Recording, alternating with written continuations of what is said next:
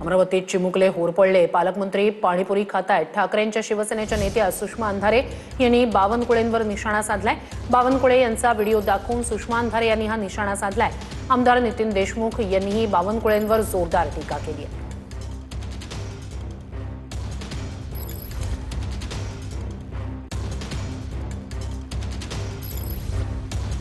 बावनकुळेंचा अतिशय गलथान कारभार।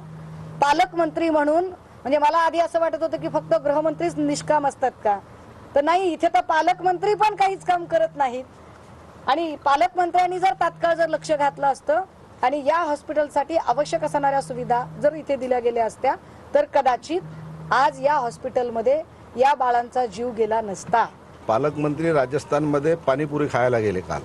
इथं घटना झाली, शेम त्यांच्या शेम जिल्ह्यात शेम घटना झाली, 3 बाळांचा मृत्यू झाला, 6 जण जखमी आहेत आणि अथल्य पालकमंत्री पाणीपुरी खाऊन व्हिडिओ व्हायरल करू राहिले।